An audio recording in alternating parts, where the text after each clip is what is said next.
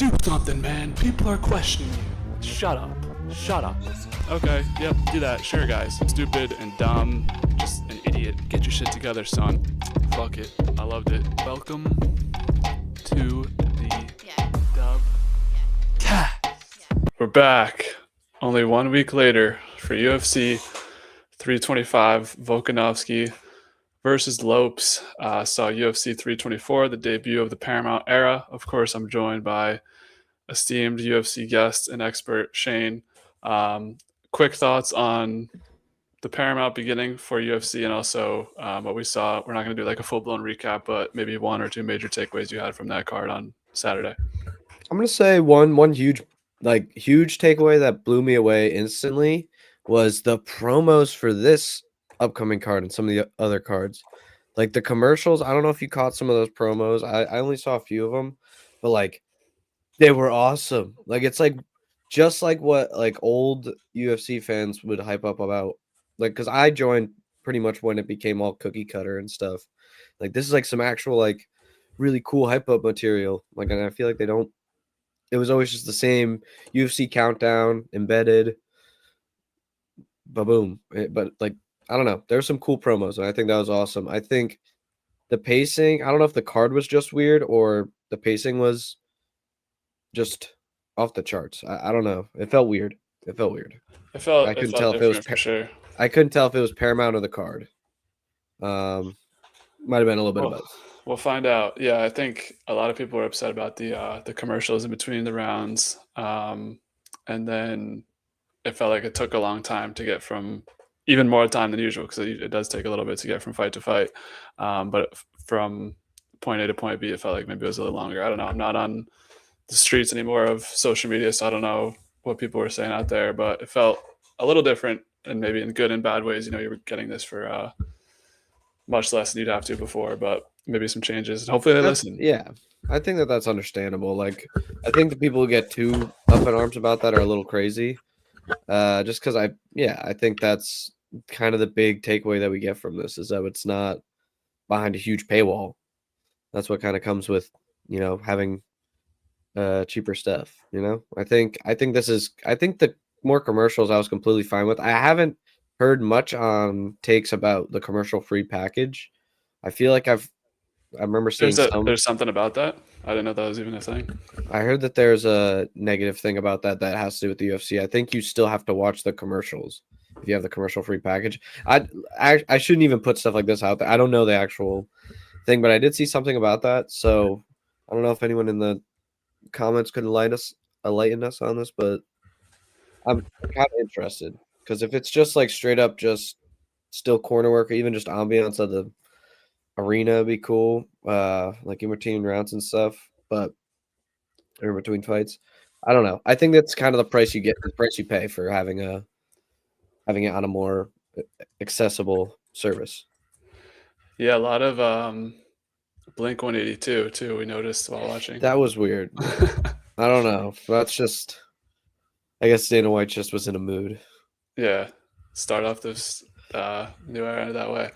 Well, we're here because we are now going to UFC 325, right into the picks. When was the last time two pay-per-views in a row have happened? Two numbered events week to week? Oh, that's a great question. I actually don't know. It's probably been a really long time. Anyways, we're in Sydney, Australia for UFC 325.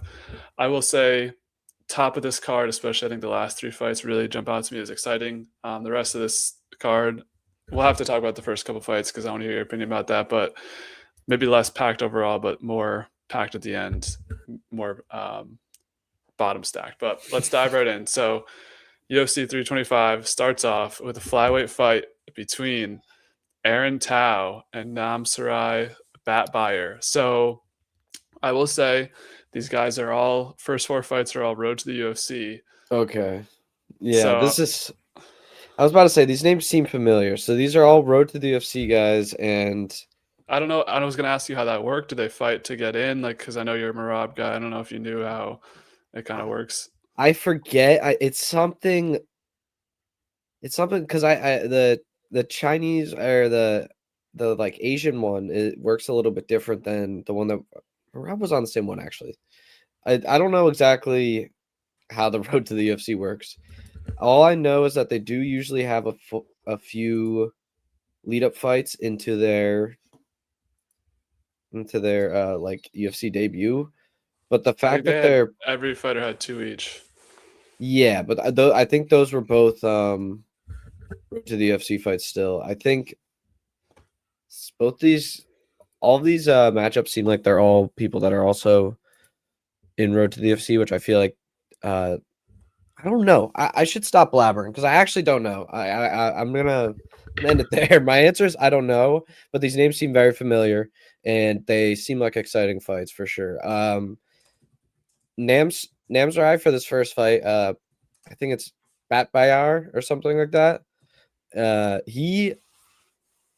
He is someone that I think would be pretty interesting on the parlay if he wasn't the first. Yeah, well, I think the thing with these is I think they're starting with the lower weights because it goes flyweight, then Bantamweight them feather. bantamweight, Yeah. feather, then light. So I think it's like a small to big type of thing is how they organized it. Yeah, I think this is probably if I had to guess, this is probably the championship of the road to the UFC. It's probably the last fight, and whoever wins this makes a UFC debut. Yeah, so I did a quick look up. It looks like whoever wins gets a contract. I'm sure if somebody loses and still has a good fight, they still get a contract. Awesome. Yeah. So these are going to be banger fights. Yeah. So anything pique your interest here between Aaron Tao and Namsrai Batbayar? Knowing that actually makes I feel like it lifts the curse. I feel like these are now 4 road to the AFC fights and not the first fights of the main of the card. This is a good way. I think this is a good way to jump into the not I think especially in yeah. Vegas. I didn't see a lot of people in there for even the prelims, so maybe this will get people excited. I don't know what local time it is in Australia, but It's going to be awesome. Yeah, I think this is a great I think a great parlay is making one of just these 4 guys. For me though, I like Batbayar. He I'm pretty sure he's the guy who had like crazy grappling or yeah, I think he just had really good grappling from what I saw. Not crazy, but like definitely promising grappling. And I think he's definitely a guy that I would put on my parlay. yeah, I'm with you. I like Batbayar. Also, Aaron Tao has like this crazy face tattoo. I saw his headshot. Oh, it's that guy. That's why his name's so familiar. Yes, I don't have his picture in front of me. He's actually fought a Dana White Contender Series fight, Aaron Tao, but he lost. So I don't know. Yeah, I think he's a little bit overhyped. I think he got pushed very early because of his look. The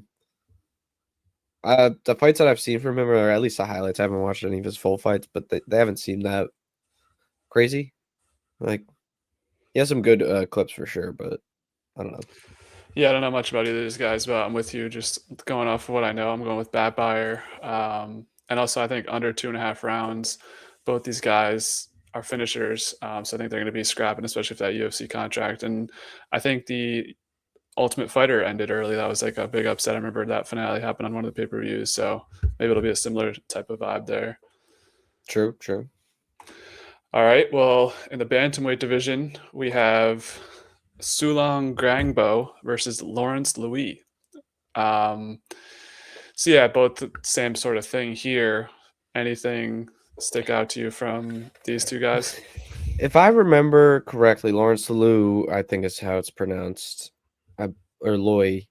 He, well, I don't think it's Louis, but yeah, I think it's Loy. I think him at plus 205 is pretty decent odds. I don't think I'm not super familiar with Sulangrangbo. His name does sound kind of familiar, but yeah, he's the striker guy. I think this is going to be a striker versus grappler match. Lawrence Loy being the more grappler side, and Sulangrangbo being the striker side. And I think Louis, whatever it is, I think he's going on my parlay. I like his odds. Take him straight up, plus 205. Or take him straight up. I That's want what to I'm make a gonna do. parlay of the road to the UFC Okay. ones. A prelim road to the UFC parlay. It's not prelims. It's not the first fight of the prelims, guys. It's the curse Early is not prelim there. road to the UFC fight. Yeah, I The like road to the Lawrence. UFC fights.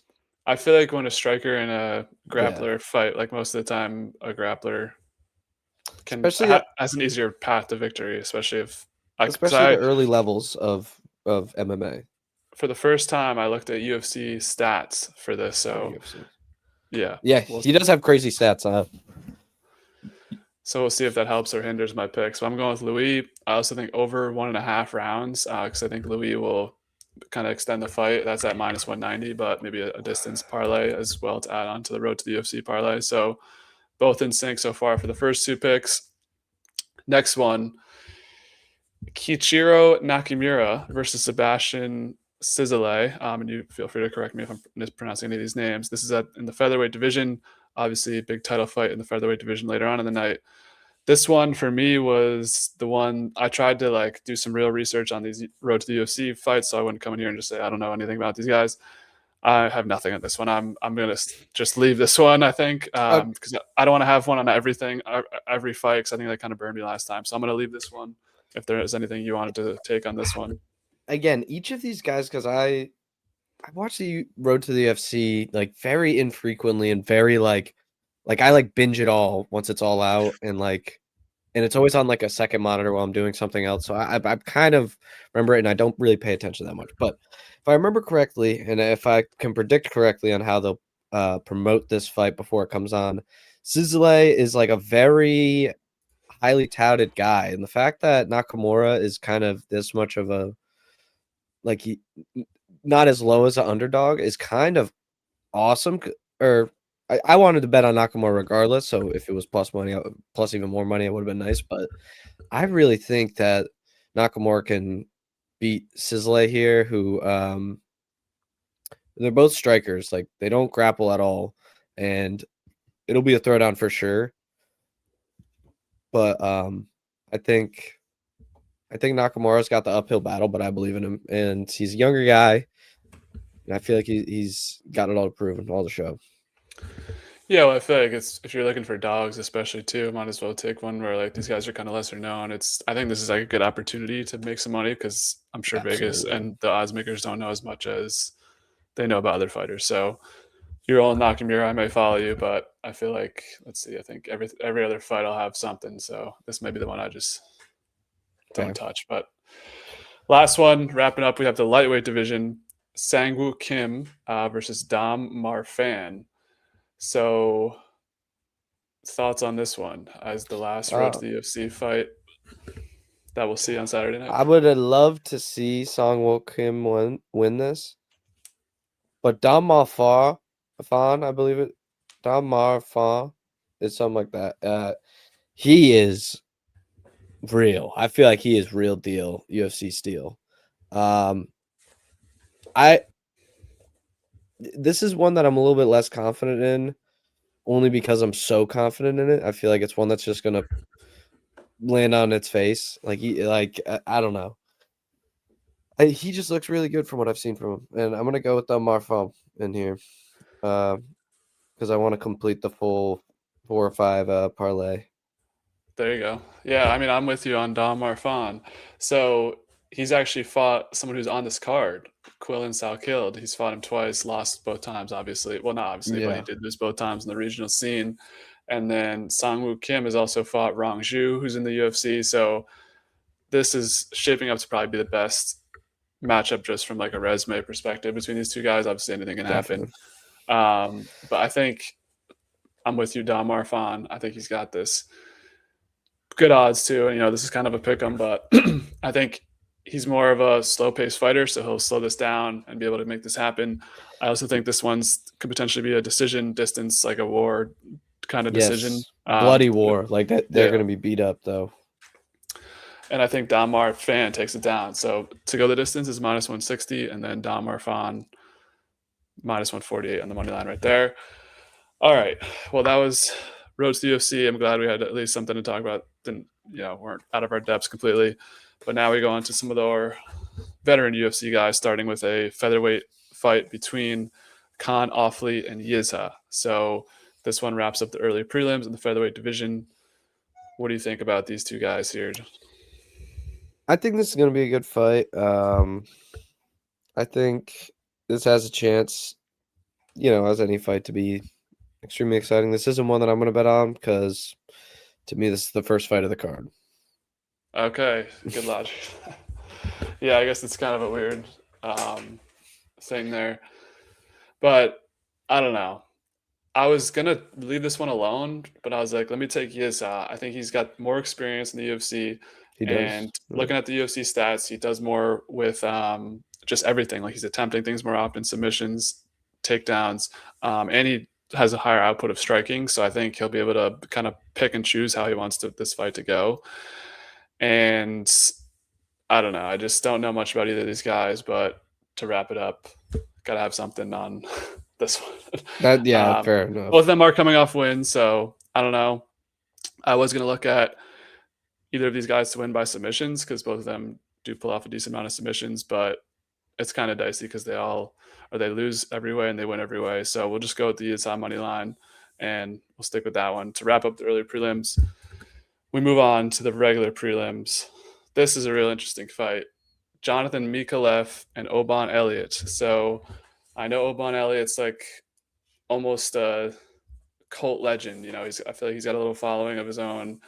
And I was on the hype train. I was like, let me take Oban every fight. He's going to lock it up. And then this past summer, he lost to somebody that he should have beat. I think he was a big favorite. So I'm flipping against Oban Elliott. I feel like it's a sentimental move. But Micallef is also a very good fighter where I had his fight in the UFC 312 where he won over Kevin Jousset. I thought Kevin Jousset would win that fight because Kevin Jousset's like a pretty good fighter. So I'm impressed with Micallef. Honestly, he dominated Kevin Jousset. So this is kind of I'm going off the eye test for this one. I'm going with Micallef. It's a very close odds here I thought Micallef would be favored a little bit more, honestly, after that Oban Elliott loss in June. But what do you think between these two guys in the welterweight division?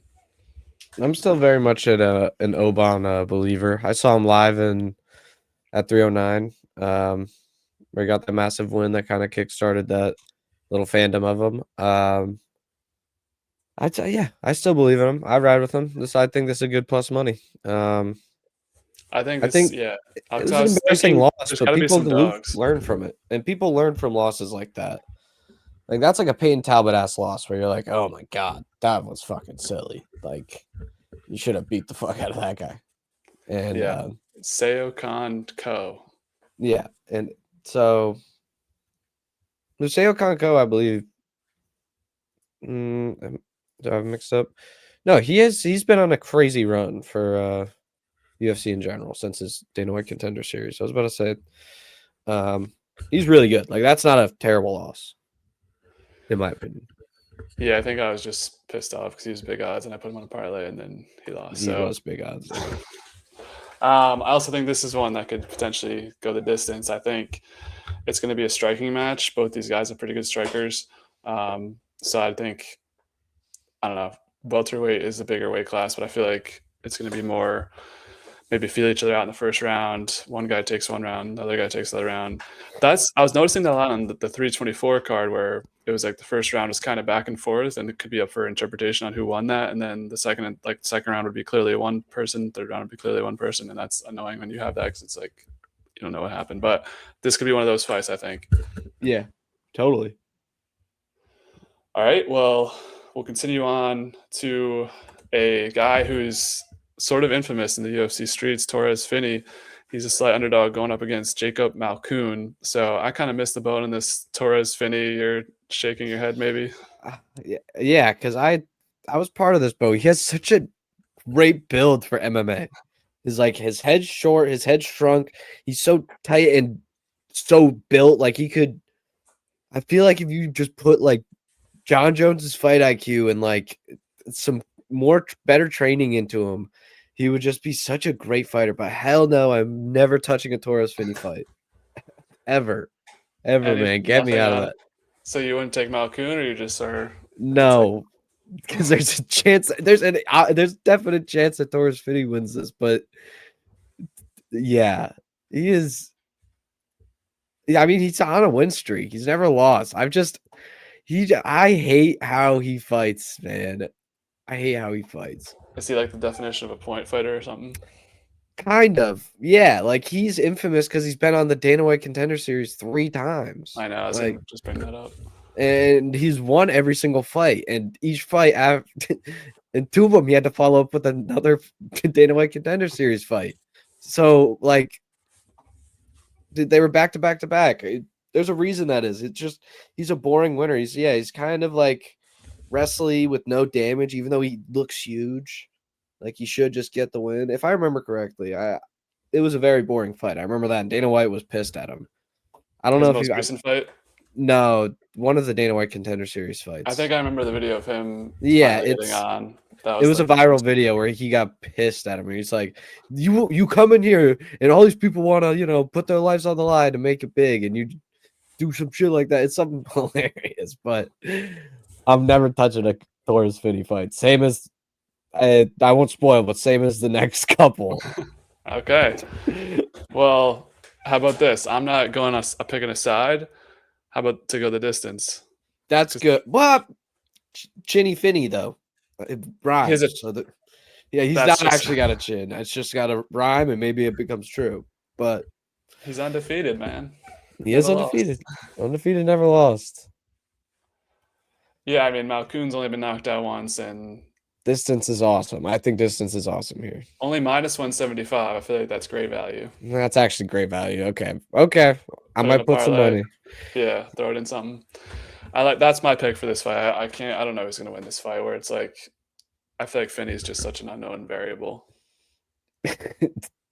And Jacob Malkoun is out here getting disqualified against Cody Brundage, losing to Phil Haas. It's like I don't know what to do with this guy. So that's where I'm at on that one. Just a weird fight, but we'll be watching. Speaking of Cody Brundage.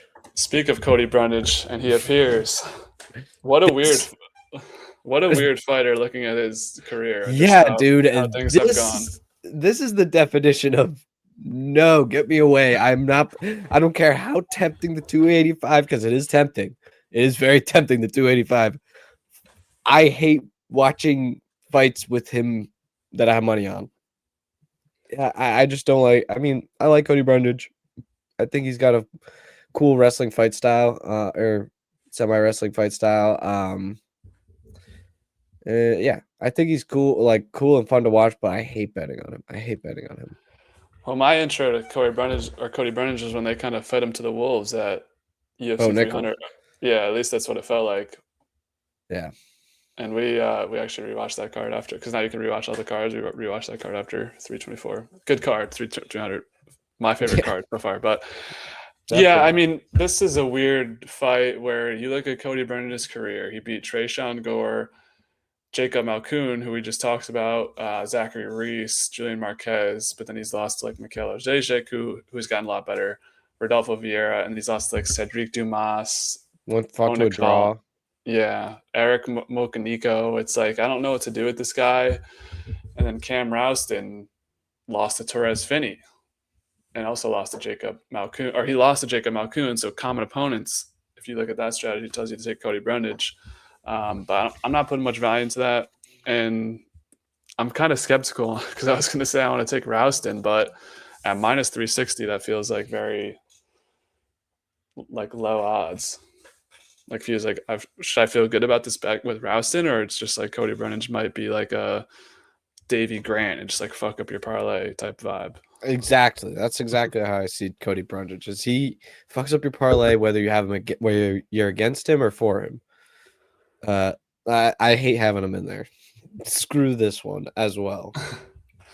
Are these prelims like a hate watch, or are you gonna just be? They're not even a hate watch because I don't hate the guy. I just hate when he's on my parlay. That's the only thing. Like when you see his name on your bet slip, either way.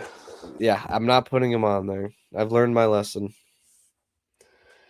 Yeah, I feel like I'm just gonna go with the basic fade Cody. I feel like Cody Brundage peaked like a couple years ago, and he's been on kind of a downward trajectory since then. We'll see. This could be the one that burns me. We're talking in a couple of weeks, and I'm like, I shouldn't have fucking done that with Cody Brundage. But I'm going with Cam Rowston. I'm going with Cam Rowston. Trust the process. Minus 360. I'll throw him in a parlay. All right. You said the next couple fights were things you didn't want to touch. So we have a cardinal rule. Me and my friends who watch UFC, you see a Tafa brother, you fade him. Your thoughts? That's pretty fair. I mean, it's pretty good money. I just don't touch my rules. I don't touch the Tafa brothers. They're one that I bet on, I think, the first time I saw them, and then ever since then, I've never bet on them ever again, or against them. I don't think either. Because I just don't like. I don't like the Australian cards, if I'm being honest. I don't like either. Like, 'cause I was gonna say that too. Like, I feel like when they have it in a different country, they try and fill it with all those people, and it's just like, what do we do? Like, we'll talk about killing Salkilld. He's like -1,000. It's like, how many really Australian fighters do we have? And every time we trot these out, we always get at least one Tafa brother, like either on the main card or close to the main card, because it's going to be probably a knockout. It's probably going to be an early fight. Sure. I don't know. I feel like whenever it's in a different country, they kind of, unless it's freaking Abu Dhabi, then we got to have the sickest cards. But when it's not in Abu Dhabi, they kind of just put a bunch of guys from the country there and they're like, whatever, fuck this. No, I totally agree. During the prelims and I don't main cards even. I don't hate that they do that. You know, I do understand why they do it, and I think if anything, it really helps fill the stadium, because like you can't just have you have to have local talent to really fill those stadiums, especially internationally. And I just personally, for someone who really likes like Australian people in most other forms of media, and I like the top guys, like I kind of like Izzy, I like Dan Hooker, I like actually Volk. I love Volk. Volk's awesome. I liked Tai Tuivasa. I think he's still a cool guy. I think it's just we'll get into him later in a second. It's just maybe it's just I'm just worn out. I always fuck up his name. Salkilld. Quillan is I think he's an awesome bright light for he could be next for Australian UFC MMA, because like think about it, like I feel like another like big one that they have that's very obvious is the French and the Canadian ones. Like it's always filled with French. Like imagine, like think about all of like Chatier, the guy with like the crazy dreads. Like think of all of his build up fights where he was -300, -500, -1,000 against these guys. It really helps build up this fighter. And sure, it's kind of like a schedule type stuff, accusations, but I feel like it's just good business. Like it's good to kind of build them up, and then you always have the chance. It's MMA. You always have the chance that the plus 800 pays out. You always have that chance. We've seen that. Exactly. And so I think it's only beneficial to have fights like that, as long as it's not every fight. Like, yeah. Also, I think there's something to be said for now that it's every card. You don't have to pay pay-per-views. I think they can kind of, if they want to, they can make these less stacked if they want to, because you have fight nights. And, like they could put more into the fight nights and more into those, and then pay-per-view numbered events. And I'm not accusing them of doing that, because I think last week had some of the best prelims, and at least on paper, in a while. We have a lot to we want. I think as fans, we should be understanding, but also we need to not let them get too comfy, because they have the very likelihood, they have the chance where they have all that money now and they don't have to work for pay-per-views. They'll just give us two great fights on every card for the rest of the year, and we got to get pissed about that. I agree. I am with I think MMA Guru recommended this. Why don't we just take a couple weeks off and stack the card? Like, I don't know. You can make one sick card at like every month, and then maybe the fight night, like 2 cards a month or something like that, and really just stack them up. But I know. Yeah, there is also plenty of MMA to be had. I think if you're not too picky about it, like you could have like fight nights actually be about the homegrown talent and not have a one headline. Like I think that's a great idea, where like if instead of having these fight nights, need to have that one main event or that one, that big fight that could just be a really cool prelim fight of like a really sick main card, like a numbered card. You have fight nights actually just be about like these growing talents, and like have it be, I guess those ones you do want to be more Apex cards, because those are going to be very hard to sell for seats in like an arena. But I think that's a great idea.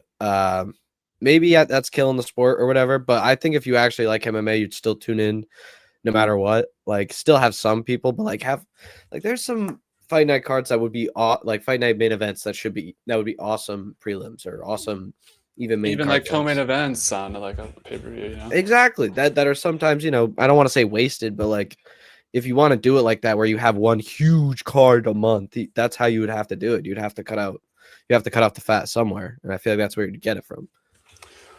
Yeah. Well, let's circle it back to the top junior Tafa. So I don't know the difference between these guys. I always just fade them. I'm taking Elekana. But what makes you hesitant to be in on a Tafa brother betting I'm going wise? against them. Wow.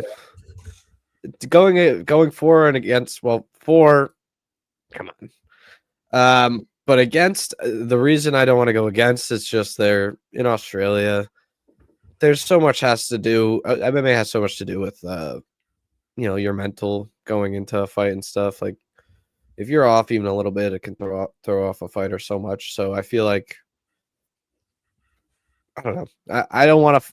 I don't feel too heavily about Tafa or Billy. Maybe if they ever fought someone that I felt truly was a up and coming star, then Well, we maybe. talked about Billy Elekana in the UFC 311. He got submitted by Bogdan Guskov, and then since then he picked up 2 wins. Ibo Aslan, who's kind of faded out of relevance, but then also got another win, and so he's on a 2-win streak. And Tafa, I feel like, I don't know if this is being rude, but I feel like every time he fights somebody who like has a pulse within the UFC community, he loses. At least from what I've seen. You're not Like wrong. he's losing to Tuco Takos and Volta. I mean, Volta Walker's like a heavyweight prospect now, but like, yeah, he's been he's on legit at that. actual. The fact that he's gotten 3 dudes with the same fucking shit is insane. Like, Walter Walker, I hope you, if you do that shit just continuously, that would be hilarious. I like Walter Walker. Well, I'm going with Elekana. I think he continues the hot streak. Minus 250 against the Tafa brother. We'll take that.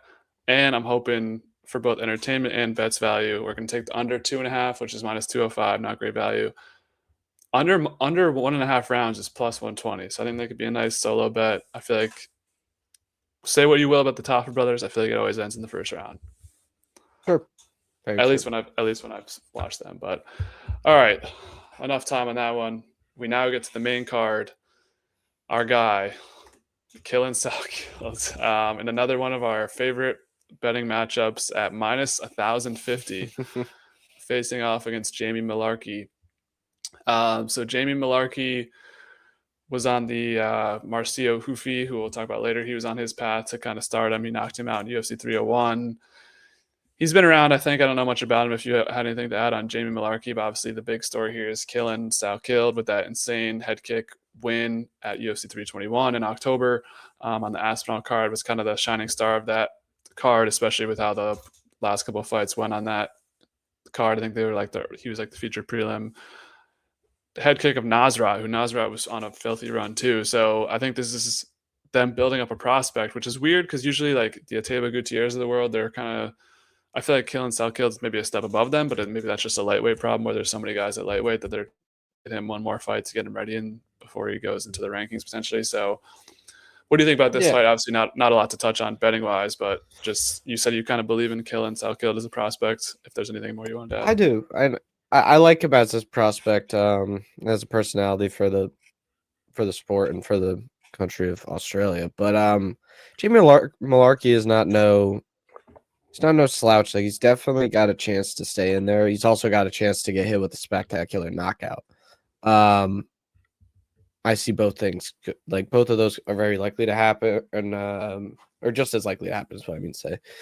I think, again, I'm obviously not touching this fight, but I think you're right with the whole lightweight's just a little bit too deep. I think those prospects definitely need some time to mature and grow, and especially like someone like BSD, like coming up where they just shot him up to Dustin Poirier after, I think he had already gotten ranked by them, but his fight to get ranked was Matt Favola.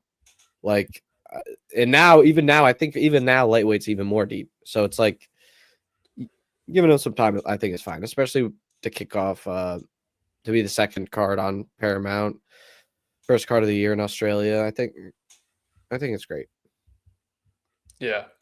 I was looking at Salkilld by knockout, but that's minus 275. Like, I don't know if I don't even put that. Yeah, it's gonna I go. think the only thing maybe you would bet on is maybe Salkilld by decision, pulling out or fight to go the distance. That might have good odds. Not that I really think it would happen, but I think it just might be the best thing for odds, and I could see it happening. Yeah, I mean, Malarkey's been knocked out 6 times. Last 4 times he's lost, all knockouts. So that was a little like that was where I was looking at. So I was looking at that. That's fair enough. I feel like method at almost minus 300 is not a good bet. So I'm probably just gonna leave that one. Yeah, just leave this one be. There's not a lot of fights on this card that I'm betting on. Yeah. Just mainly betting on the road to the UFC. Well, they'll be getting there all. Well, don't worry. Maybe this person will intrigue you at plus 275. Tai Tuivasa. Shui has really, I think, taken a dive where he's got the sort of not resume, but dare I say aura to continue on in the UFC after losing 5 fights in a row, and they still they still show him. I think I've seen him on pay-per-views, like, oh, he's in the crowd. Oh, it's Tai Tuivasa, the number 12 ranked heavyweight. But it's like this dude really has taken a deep dive where crazy, this guy's a piece of shit. Rosenstruck, I think he got arrested. Well, if he didn't get arrested, he's innocent, whatever. Mm-hmm. But I think he got arrested for like a domestic incident. He beat him in a decision. That was one of Tuivasa's last fight, if not his last fight. And Rosenstruck got cut from the UFC for beating him in a like, I know they're heavyweights and they want more excitement maybe, but it's crazy to me that Tai is still split decision. Yeah, in the rankings, which kind of maybe speaks to the.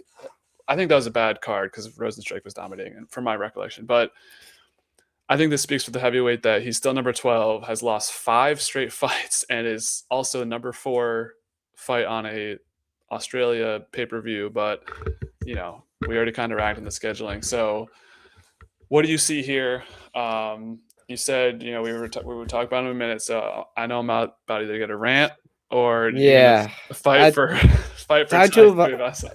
Tai Tuivasa is very interesting. I do believe in him to beat this honestly goes more that I don't really believe in Taliesin Teixeira as a true prospect as heavyweight. When he got that fight against Derek Lewis, I was surprised that he was ranked then. I'm still surprised that he's ranked now. I don't think he got a win.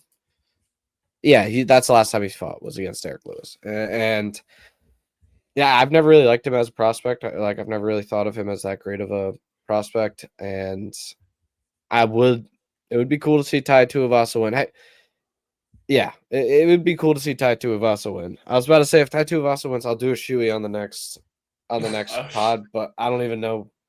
Shoot, yeah, you know what? I'll do it, chat.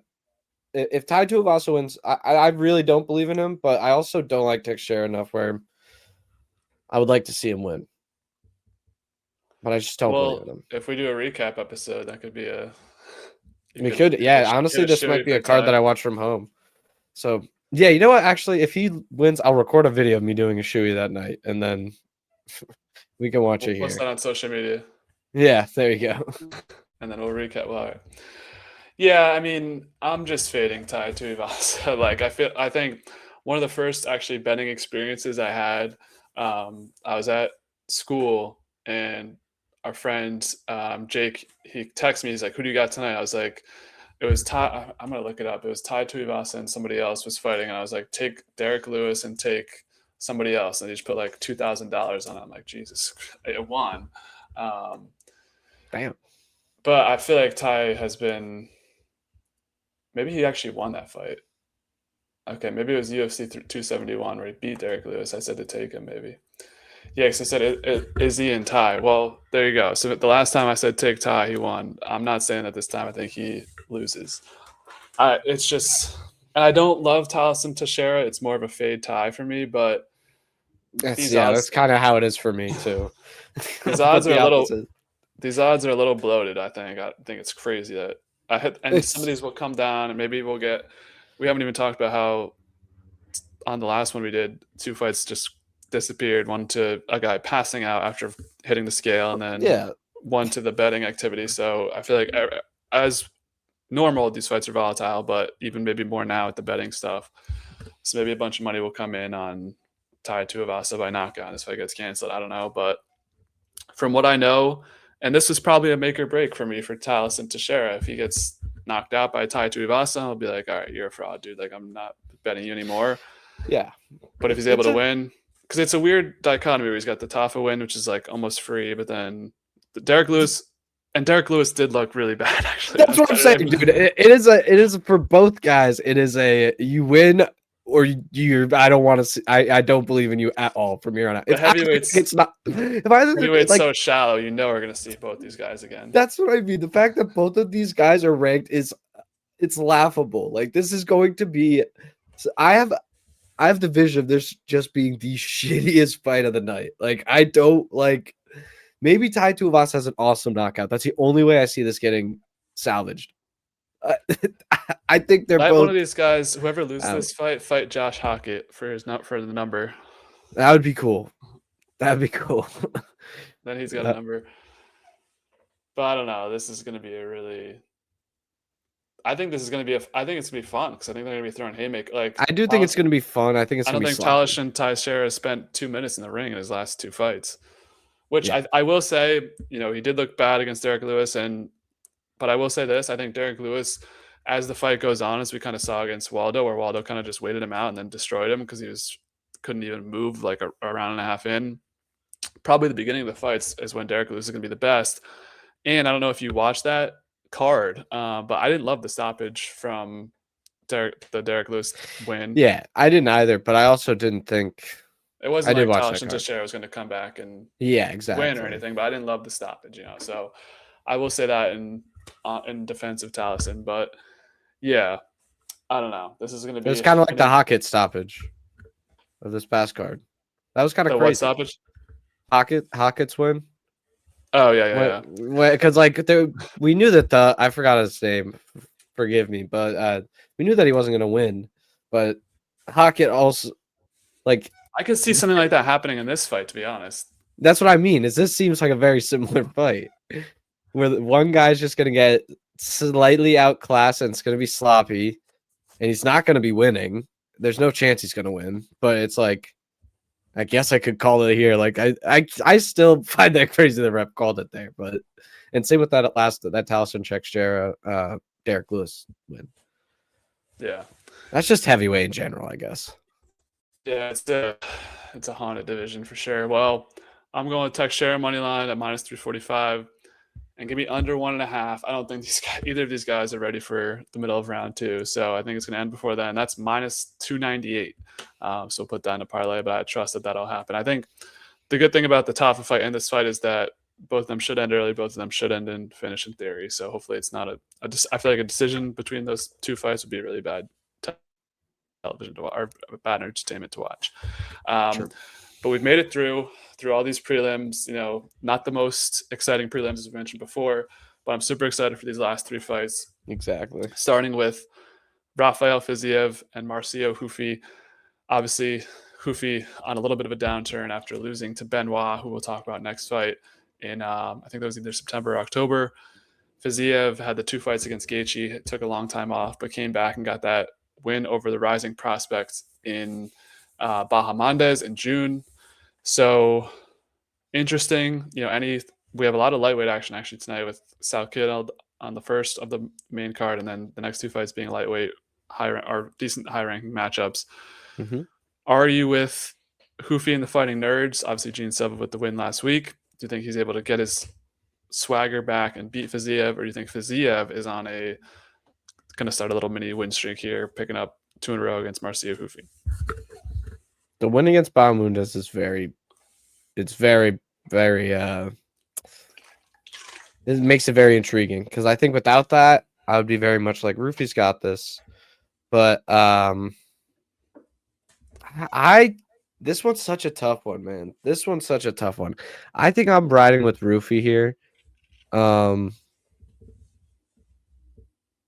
Dude, it is so tough. I could Is see it the both in these guys. person of seeing him at 309? That's true.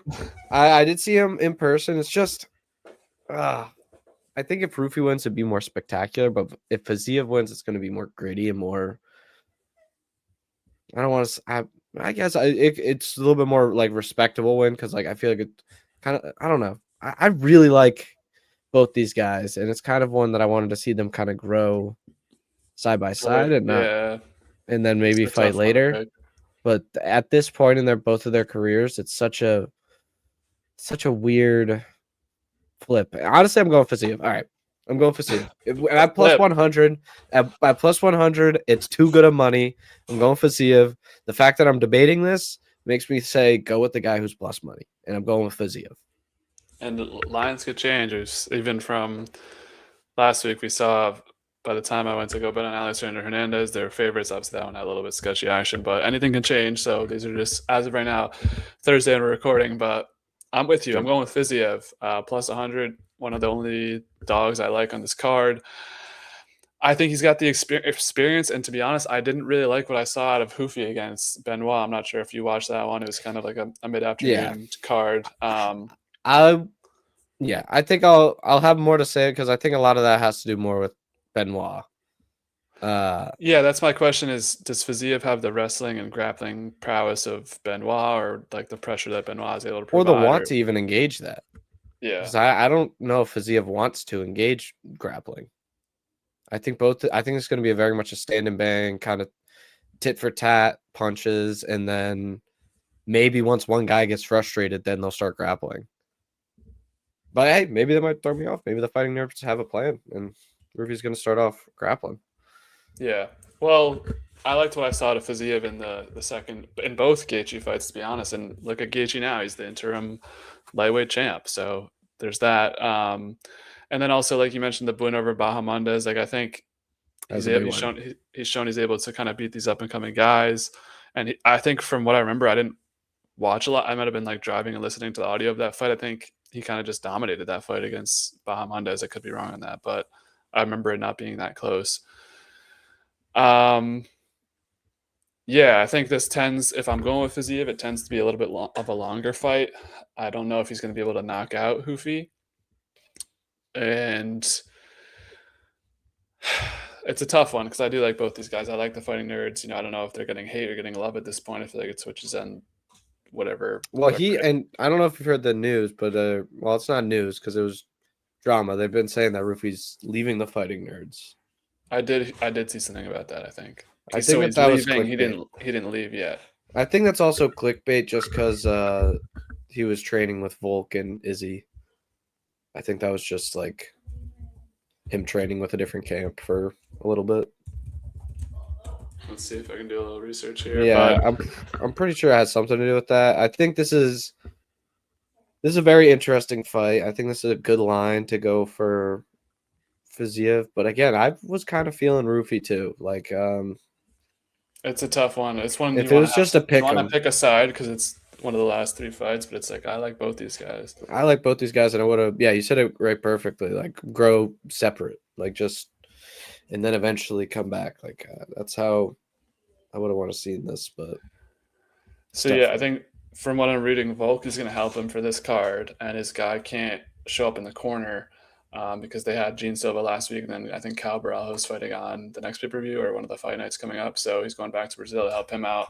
So no Fighting Nerds in the corner of Hoofy, which makes me want to pick Fiziev even more because they won't be able to give, well, I guess Joe Rogan, it'll be DC. They won't be able to give DC the glasses if Hoofy wins. So we're going with You might bring him with them. They might bring him with them. They'll probably give him the glasses, but I'm going with Fiziev. I'm going with the experience. I think this will be tell us a lot about how both these guys are doing right now, where Fiziev had two tough fights against Gaethje, and yeah, probably both of them could have gone either way, and then beat Bahamondes, and Hoofy had the setback against Benoit. How does he move on from that? So I would say this is honestly probably the second most interesting fight of the card for me. I think it's more interesting than the co-main event, but I get why the co-main event is the co-main event, and obviously no Australians on this one, but I'm super excited for this one, especially. I think we'll have to see what happens. And I got nothing on distance. I don't know how this is going to end. So we're just going to go with Fiziev money line, let it rip. And, Fiziev's a fun guy to root for. So we'll be rooting for him on Saturday. Sure. All right. Co-main. Dan Hooker and Benoit. Super interesting fight as well. Yeah. I have to start this out with a hot take. I think Dan Hooker is overrated. I don't think he's over. I think he's fun. Like, he's a fun fighter, but I'm not betting on Dan Hooker. I think this goes a lot with what you said for the last fight, where this will show a lot for both fighters. It will show whether Benoit's got, he's got that dog in him to fight kind of these higher ranked guys, which I guess he did show with Dariush. Dariush is also someone that I think could be seen as getting a little bit too old for the sport and stuff. I like Dariush, and I'd love to see him win, but we saw what we saw. If you look at Dan Hooker, I mean, he has good wins. Like, he has wins over Gamrot and Jalen Turner, which are, I think that those are two respectable wins, especially when he The did them. Gamrot win was suspect, though. I didn't love that decision. Yeah, fair. That's fair. You might not respect the decision. Either way. It wasn't like a rigged decision, but I don't think that was like a. That's fair. But I'm saying, like, Benoit, we haven't seen him fully. Again, other than that Dariush win, we haven't seen him like fully breach that. Maybe, I guess you can say that Dariush win, because that was pretty cool. I was there for that. That was pretty cool. You were live and in person for. Yeah, it's tough though. But I could see Dan Hooker pulling some shit off here because he needs it right now for his career. I think personally, he needs it. He needs a win right here. Would be huge for him. It would, but he's also in a spot where a loss doesn't end all be all, because he did just lose to Arman, but Arman's the number one guy who's not going to get a title. Like, Arman's basically going to be the number one contender for the next year or so, it seems. And then that's true. Before that, he does have the win over Gamrot, and I question the win, but it was a win, so it's not that he's going to go anywhere. And it's Dan Hooker. The UFC loves him. I feel like he's in a pretty safe spot career-wise, is to keep. And he could. I guess true. I think, didn't something come out about him saying, I know I'm not going to fight for a title, but I'd rather just have fun, or was that somebody else? Well, that might have been him. But yeah, that's kind of. But also, they're fighters. If they have the chance to No, I know, yeah. If they're close enough, where if someone drops out where they're put into a Sean Strickland kind of position where he fought Izzy, they're gonna fucking take it. And I feel like that's kind of why Dan Hooker took the Arman fight, because if you're not fighting for titles, why would you fight fucking Arman? I guess you might hate him as a person, because he's a rich kid or whatever. Credit, nobody wants to fight Arman at all. So that's what I mean. Is he just likes to fight? Yeah. He just likes to fight. So I think in that kind of vein alone, he's not a fraud. I think he can stand and bang with the best of them. I think Benoit. This will show exactly where both of these guys are. Honestly, I don't really like betting on this one, if I'm being 100% honest. I think both lines are kind of bad.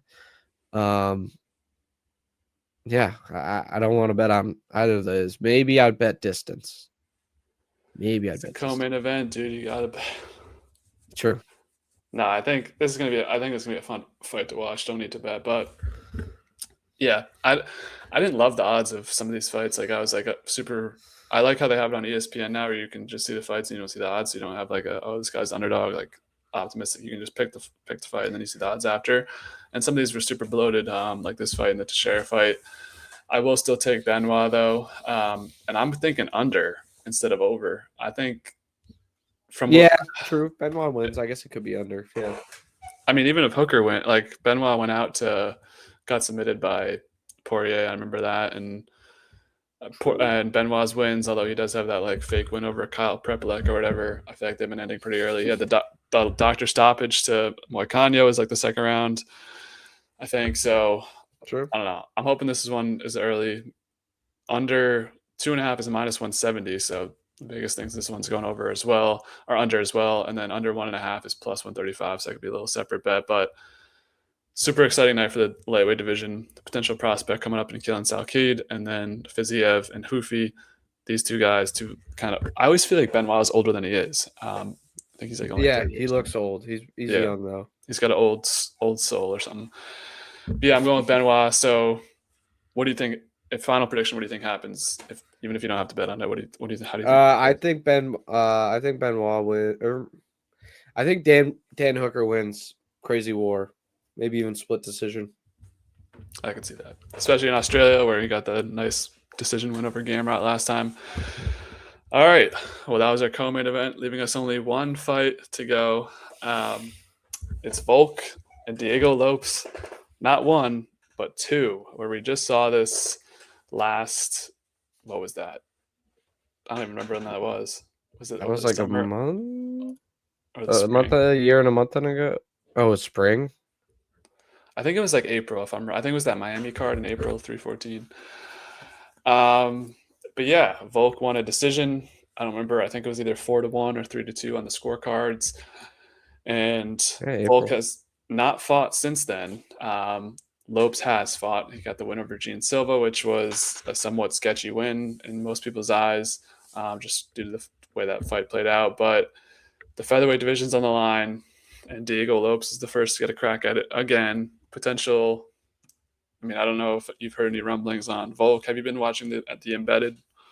I've been saving them recently to literally like Saturday morning. I usually watch them all, That's but a good idea.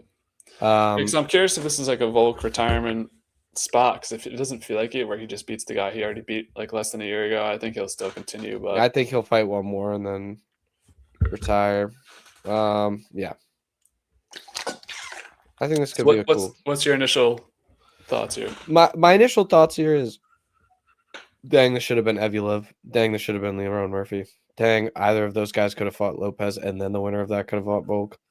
I didn't really think Gene Silva was quite a title contender yet. Also, why hasn't Diego Lopez versus Yair Rodriguez happened yet? Like, I get it. I think Yair lost to. Did he lost to Patricio Pitbull? No, he beat him. He beat him. So yeah, why hasn't that fight happened? Because Yair's being Gaethje, which has been rewarded. He's like, I'm not fighting unless it's for a title. And the Volk rumors were crazy, where like it never really seemed like there was true traction for Evloev to fight Volk for the title. Leron Murphy had the crazy spinning back fist where it was like, maybe he will.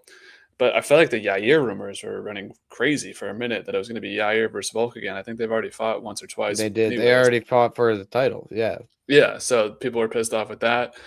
Well, thank God we don't get that. We get this, run it right back with Diego Lopes. Only one fight in between the two, or in between the other fights. So, yeah. It's an unfortunate situation in featherweight where you've got 2 to 3 guys ready to go for a title, and even your guy Aljo, I think he's at least like a bid or a saying like, I could get a title shot too. Yeah. And we're running it back with the same guy, just clogging up the division. It's really bad matchmaking. I was actually, I was talking about last card when they announced these first 2 cards for Paramount. I was really annoyed that this was the fight they made. I just think it would be better for Volk's both resume and just from a viewer standpoint to see him go against somebody different. But we're here running it back. So do you think this fight goes any differently than the first one? And if so, I think it definitely. I think it has a chance to go differently. I think it has a chance where Volk might even see again. It's tough to see where he's at, like in his career, because he looks good, and then sometimes he looks a little bit slow, like he did against Ilya or how he did second time against Islam. But he looked good against Lopez the first time. I think this is more. I feel like when fighters fight for a second time, it's a war. It's more of a chess fight, because you kind of know what they did, kind of know how they like to fight. You've been in the cage with them, especially their fight. Yeah, full 5 rounds. Like, I think this is going to be a real war of the brain, and I think this will be who game plans the best. And I believe in Volk's game plan more than I believe in Diego Lopez's. However, I really like Diego Lopez's camp, the one with Alexa Grasso. Oh my gosh, I forget their coach's name, but it's a famous coach. It's the one that used to train Yair Rodriguez, and that's why they have that whole beef. But regardless, I really like both these guys, but I like Volk's game planning abilities more and his fight IQ more. than Diego Lopez. But I think Diego Lopez has the camp where maybe I could be wrong and he'll out game plan. But I think regardless, for being a second fight, especially at this caliber and the way that it went last time, this is going to be very much who game plans the best. And yeah. So who do you think it'll end up being? Volk. I think Volk will. I think Volk will out game plan him. Possibly possibly knock him out.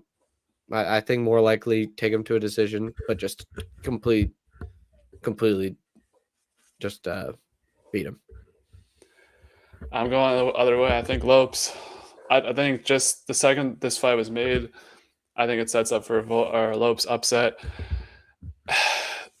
I have to say, I bet on Volk last time, and that was one of my bigger successes betting wise in that whole year of pay-per-views was the UFC 314. But it was scary, bro, watching Volk fight. Like, I don't know if it was just PTSD from watching him get chinned against Ilya, but like that was terrifying. And I've had that. I mean, I said the same thing about Keiichiro against Viziev, and Keiichiro just looked dominant. But I don't know. I think this is setting up for Lopes winning this, and then one trilogy to end it all, and maybe Volk goes out on top. I think that storyline wise, that just came to me in my head. But technically, I think Lopes is going to be more aggressive in the early rounds this time, and we picked this card, and I was more tentative on Lopes last time because he hadn't done the 5 rounds, he hadn't done the main event. He's now had 2 main events under his belt. He went 25 with Volk, and I think I'm trying to think of like what do you think the odds are of like somebody they fight 2 times, the second time like the different person wins, or is it like I feel like it's a weird that'd be an interesting stat question. To look up. I think it would lean more towards the person who won the first time. Yeah, because they've already just from UFC history, just from who I can think of off the top of my head who like had fought 2 times. Like I'm thinking of Max Holloway versus Volk. I'm thinking of John Jones versus DC versus Stipe went the other way. There's some different Valentina and Grasso. I think that was Valentina and Grasso. Well, that's different because there's a draw in between. Yeah. I don't know. I'm going with Lopes. I don't want to be watching on Saturday night, probably either drunk or high or both, and being like, Volk, please save me. And it's just like the most terrifying thing. So I think I'm going with Lopes. In addition to that, Lopes by knockout is plus 300. I feel like that's really good odds. And the over-under is at 4.5. So I think under, and even if you hammer Lopes, even if Volk wins, like I'm put on a separate parlay. So even if Volk wins, like he could get a submission or get a knockout. And Lopes has been chinned twice, so it's not like he's an iron chin either. So that's where I'm at. I don't know. I feel like, and it's setting up badly because last week the underdog won on the main card. I don't know if that's like I don't know if you follow any of that like superstition, but it felt like there was just too many favorites winning all of last time, and I have a lot of favorites this time. So it's like, give me Lopes. I think he has a chance to pull this off, and Volk is a legend. It was just I'm going off of what I know. I'm starting a note sheet of my analysis after every fight so I can keep it all clear. And I specifically remember being terrified in Dave & Buster's watching Volk fight that he was going to get knocked out any moment. So I think it happens this time. Set up a trilogy. Volk goes out on top in the third one. So when we're here talking about UFC 329 or 331, when they fight for the third time, I'm going with Volk that time. But I think Lopes got him this time. I feel like Lopes has been on a crazy run. It's been kind of slept on just because he kind of walked into the second title shot. But the win over Gene Silva was insane. Didn't look the best in that one, but before that, he was like a star of the sport in 2024. So give me Lopes. And I don't know. I think this will be a great fight. I'm glad we get to at least have this at the end of the card, although I'd rather see Evloev or Murphy in there just to see how it would go. Would you pick Evloev or Murphy to beat Volk? That's a good question. Because Evloev used to look beatable, and then his win against Aljo, I thought that there was certain points where I thought, and maybe this was just me being an Aljo fan. I think that he's a very beatable guy. Not that I thought that Aljo won the fight, just I think that he's a beatable guy. Leroy Murphy, I haven't really seen that much from. Like, I haven't really seen him be a guy that I'm like, okay, that guy's super beatable. And maybe that's just me, but I think Leroy Murphy would be the more exciting fight. Evloev would probably be the fight that fans probably think is the best move. And I could see that too. I don't see either guy beating Volk. Maybe Leroy Murphy. Maybe Evloev too. I could see Evloev beat him, but regardless, I think either of them should have fought.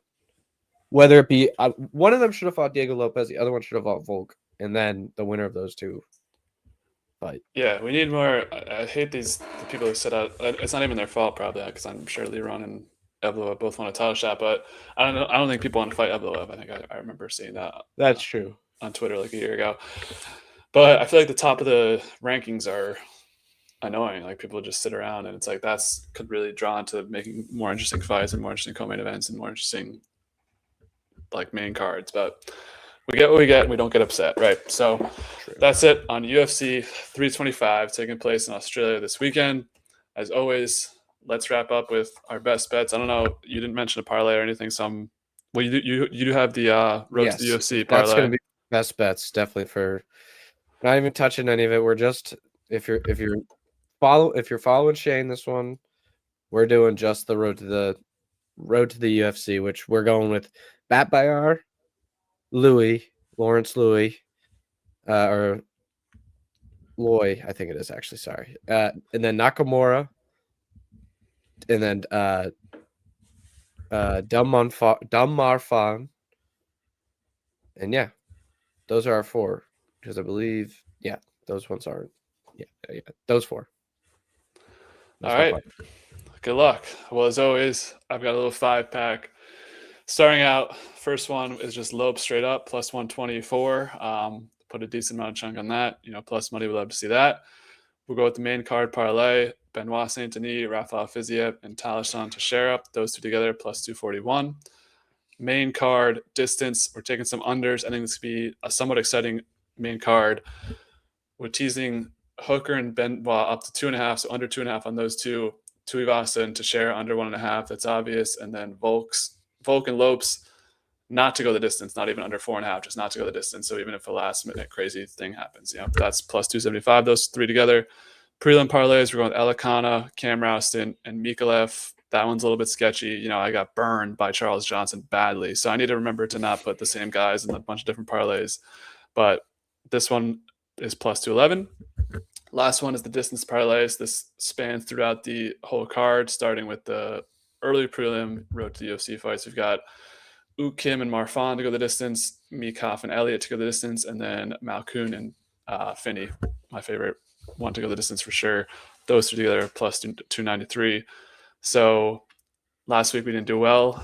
We're hoping to do a little better this week, continue the momentum into 2026, become a real sharp betting UFC, but we'll see. It's been a 2-year journey and it hasn't gone well.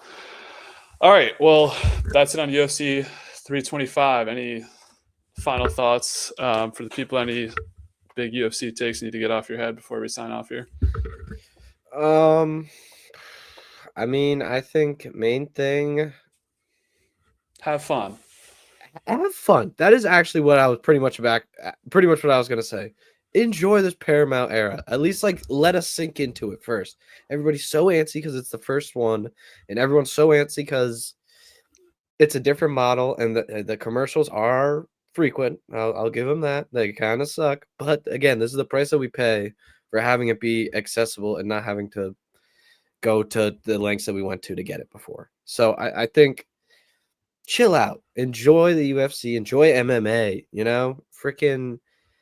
When the first fight night comes, I actually do like that idea of having less strong fight nights for stronger numbered cards. When those fight nights come, watch them. They're still fun. You'll find someone that you like on there and then be like, dang, I'm going to follow them. And then they'll make it into the ranks one day and you'll be like, dang, I followed them all the way here. It's a cool feeling. Don't get lost in names. Enjoy the sport for the sport that it is. Also, Sean O'Malley didn't win.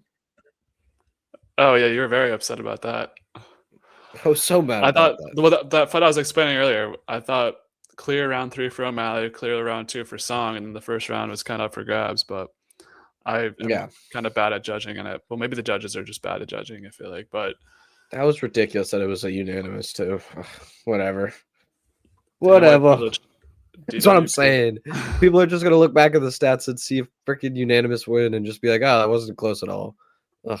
I hate that guy, man. And he put his he put his name back into the title shot fold. So. Well, exactly, dude. He might jump freaking Marab out of the UFC beat nowadays. Marab got to get back in there. We got to. All right. Well, we'll plug you in the chat, Instagram, Twitch. I know you mentioned before, but if you want to quickly give a recap if somebody didn't see last week. Yeah, Lil Shizzy, LILSHIZZI on Twitch. Pop in sometimes. All right. And we're working, maybe we'll take this off camera. We'll figure out something for a recap. And I do want to get into the fight nights. I don't know if maybe we can do like a social media post for the fight nights. Like I want to be analyzing those and just get more acclimated with sending pics. Yeah, I'm down for that. All right. Well, expect more UFC content in the future. Thanks, Shane, for joining me on this ride. Follow our bets, and we'll see you for UFC 326. That'll be in a couple of weeks, but I'm trying to remember the card. Oh, Holloway, Oliveira. We'll see you 326.